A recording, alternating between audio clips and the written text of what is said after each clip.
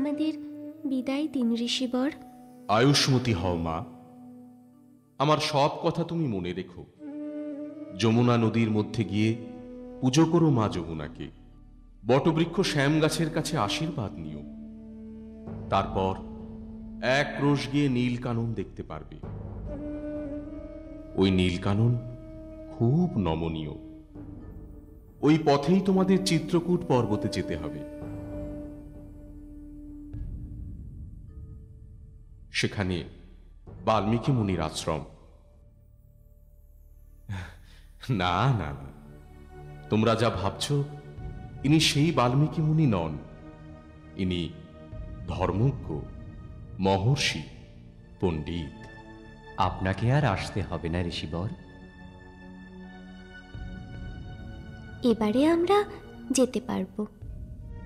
বেশ, তোমরা মহর্ষি বাল্মীকিকে আমার কথা বলবে। তিনি তোমাদের পর্ণকুটির বানাবার বন্দোবস্ত করে দেবেন। আচ্ছা, আপনি শুধু আমাদের আশীর্বাদ করবেন না ঋষিবর, আশীর্বাদ করুন আমাদের পিতামাতা যেন ভালো থাকেন। তথাস্তু।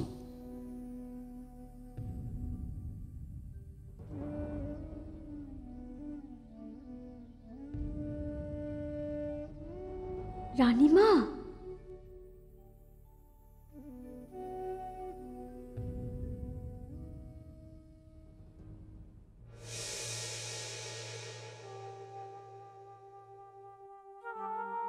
মহারাজ, মহারাজ, কৌশল্যা, সারথি মহামন্ত্রী সুমন্ত্র ফিরে এসেছেন।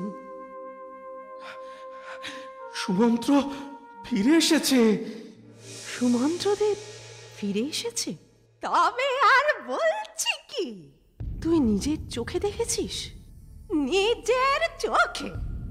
বয়স বেড়ে চুল পেকে গেলেও চোখের জ্যোতি আমার ঠিক আছে রানীমা। সুমন্ত্রদেব কি খবর দেয়, সেই খবরটা নিয়ে আয় তো মন্থরা। খবর কি দেবে সেটা আমার জানা আছে রানীমা। তিনটেই মরেছে।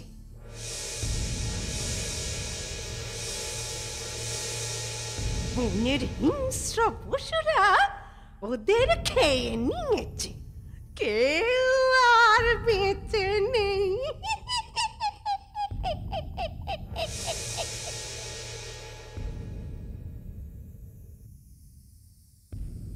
বেঁচে আছে তো আমার আমার রামচন্দ্র, বেঁচে আছে তো সুমন্ত্রদেব? বলো বলো বলো সুমন্ত্র, আমার রাম লক্ষ্মণ, আমার আমার পুত্রবধূ সীতা বেঁচে আছে তো?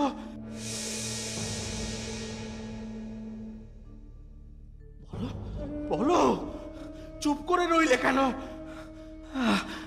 মহারাজ, রামচন্দ্র, লক্ষ্মণ, সীতা তিনজনই কুশলে আছে মহারাজ। মিথ্যা কথা বলো না সুমন্ত্র। আমি আমি তোমার বিশ্বাস করি। বলো বলো, সত্যি কথা বলো। হ্যাঁ মহারাজ, আমি সত্যি কথা বলছি, ওরা ভালো আছে। ওদের ওদের খুব কষ্ট হচ্ছে মন্ত্রী। বলো বলো, ওদের ওদের কষ্টের কথা বলো। ওদের কষ্টের কথা শুনেও আমি প্রাণ ধারণ করে থাকবো। বলো। ওদের কষ্ট হলেও অসুবিধা হচ্ছে না মহারাজ।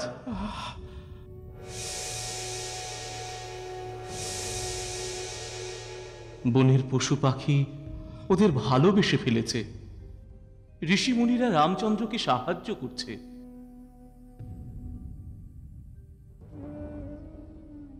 আমি যখন বিদায় নিচ্ছি তখন রামচন্দ্র বলেছেন আপনাকে প্রণাম জানাতে। রামচন্দ্র, হায় রাম।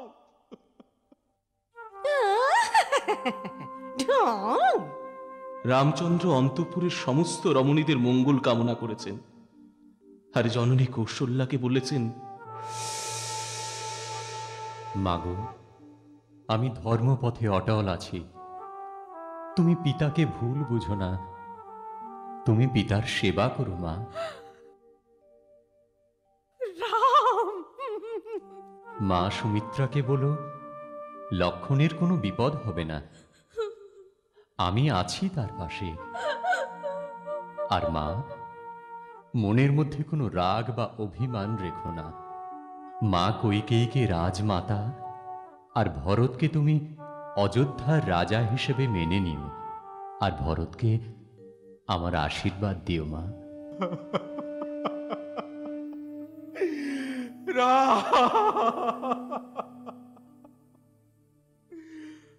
রামচন্দ্র! মহারাজ, মহারাজ! অবশেষে রাম, লক্ষ্মণ আর সীতা যমুনা নদীর তীরে উপস্থিত হলেন। সেই তীব্র স্রোতা নদী দেখে তারা সকলে আপ্লুত হলেন।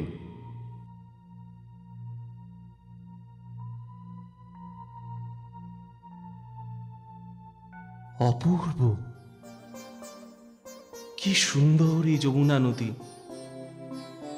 বনবাসে না এলে এমন দৃশ্য দেখতেই পেতাম না।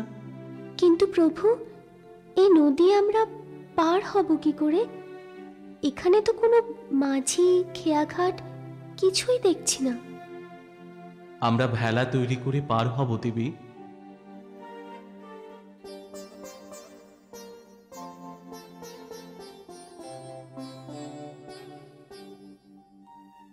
রোদে যাতে কাঠের গুঁড়ির ভেলা তেতে না যায়, সেই জন্যেই বেনামূলের আচ্ছাদন। দেবী, বেতের আর জাম গাছের শাখা কেটে নিয়ে আসন তৈরি করেছি, তোমার কোনো অসুবিধা হবে না। সেই ভেলায় প্রথমে জনক কন্যাকে উঠিয়ে রামচন্দ্র এবং লক্ষ্মণ দাঁড় বাইতে লাগলেন। পাশেই বয়ে যাচ্ছে পাপনাশিনী জাহ্নবী নদী। প্রভু! সীতা!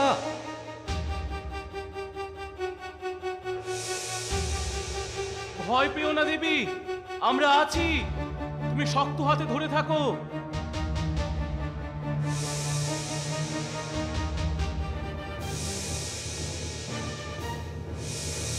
লক্ষ্মণ, তুমি তার ধরে থাকো দাদা, আমি দেখছি।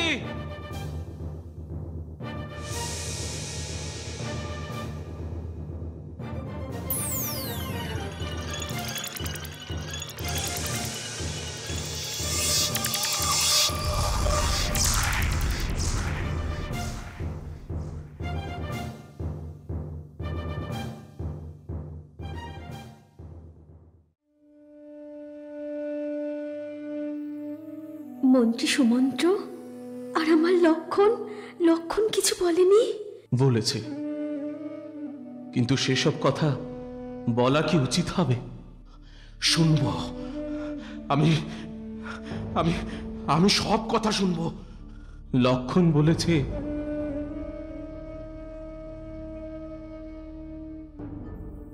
যে পিতা রানীর অন্যায় অনুরোধ চরিতার্থ করতে নিজের পুত্রকে এমন কষ্ট দিতে পারেন, তাকে আমি পিতা বলে শ্রদ্ধা করতে পারি না।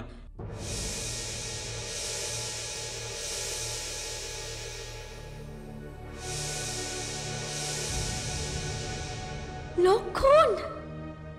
রামচন্দ্রই আমার ভ্রাতা, প্রভু, বন্ধু আর পিতা।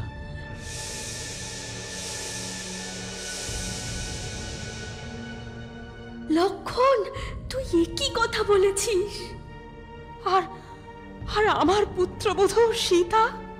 না, সীতা কোনো কথা বলেনি, শুধু এক দৃষ্টিতে চেয়েছিলেন। আমি আমি আমি অন্যায় করেছি, কৈকের কথা শুনে আমি পাপ করেছি। আমার ধর্ম পালন করতে গিয়ে আমি আমি আমি পাপ করেছি কৌশল্যা। আমি ক্ষমা চাইব রামচন্দ্রের কাছে। ঢং দেখি আর বাঁচি না। আমাকে আমাকে নিয়ে চলো রামচন্দ্রের কাছে। আমি আমি রামের সঙ্গে 14 বছর বনবাসে দিন কাটাবো। মহারাজ! আমাকে নিয়ে চলো, না হলে আমি আমি বাঁচবো না। আমাকে আমার মহারাজ, মহারাজ!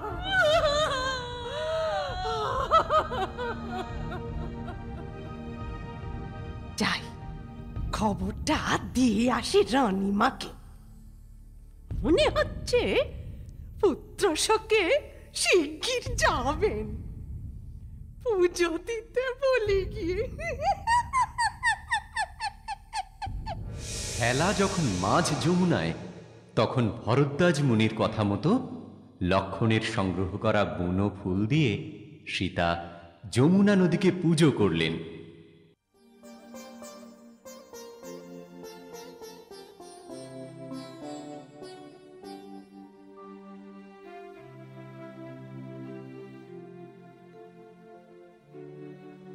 মা, আপনি আমাদের আশীর্বাদ করুন মা। আমরা যেন আপনার ওপর দিয়ে নির্বিঘ্নে পার হতে পারি।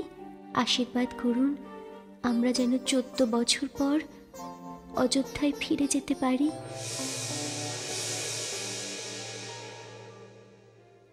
মা, আমি প্রতিজ্ঞা করছি মা, অযোধ্যায় ফিরে আসার পর 1,000 গাভী আর 100 সুরাপূর্ণ কলস দিয়ে আপনাকে পুজো করব। সীতা, প্রভু, ওই দেখো, আমরা দক্ষিণ তীরে এসে উপস্থিত হয়েছি।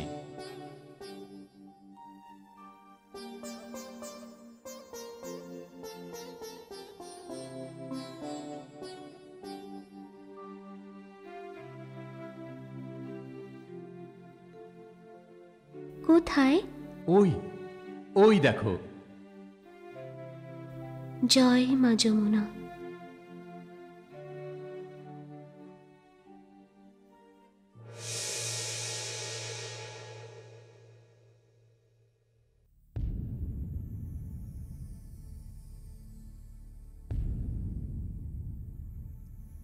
জয় রানীমার জয়! কি খবর মন্থরা? হঠাৎ জয়ধ্বনি দিচ্ছিস কেন? খবর আছে রানীমা, খবর। কি খবর? রাম, লক্ষণ, সীতা বেঁচে আছে তো? হ্যাঁ রানীমা, ওই তিনটে এখনো বেঁচে আছে, কিন্তু রাজা দশরথের শেষ অবস্থা রানীমা।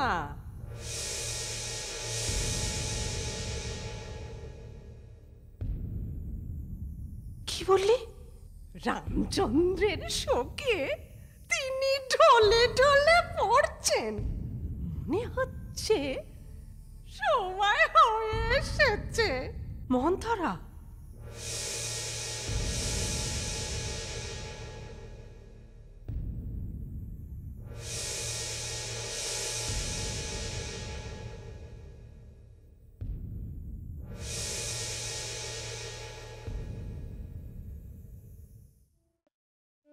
কৌশল্যা, রাত্রি কি শেষ হয়েছে? না মহারাজ, রাত এখন দ্বীপ্রহর। আমার আমার দৃষ্টিশক্তি হারিয়ে যাচ্ছে।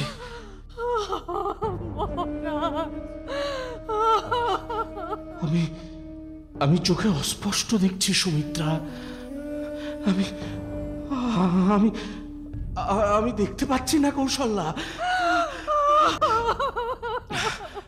আমার আমার রামচন্দ্র, আমার রামচন্দ্রকে আর আর দেখতে পাবো না। এ আমার পাপের ফল। আমি আপনাকে অভিশাপ দিলাম। অভিশাপ! আমাকে যেমন আপনি পুত্র শোক দিলেন, ঠিক এমনি পুত্র শোকে আপনার মৃত্যু হবে। কৌশল্যা, সুমিত্রা, আমাকে আমাকে স্পর্শ করো তোমরা। যমদূতরা আমায় তাড়া করছে। রামচন্দ্রকে আমার কাছে আসতে দিচ্ছে না।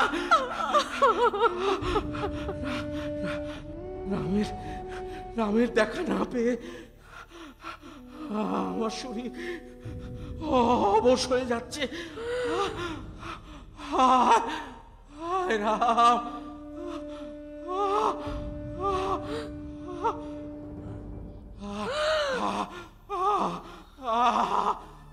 কৌশল্যা, সুমিত্রা,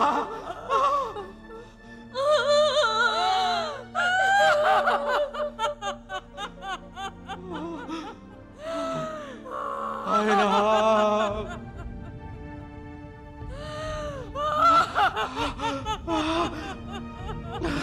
কলঙ্কিনী কৈকের জন্যে আমি কৈকেয়ী আমার পরম শত্রু।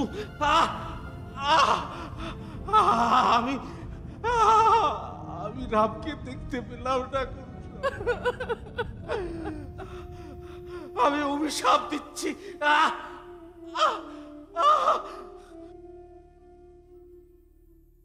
কৈকেয়ীর ইচ্ছা পূর্ণ হবে না।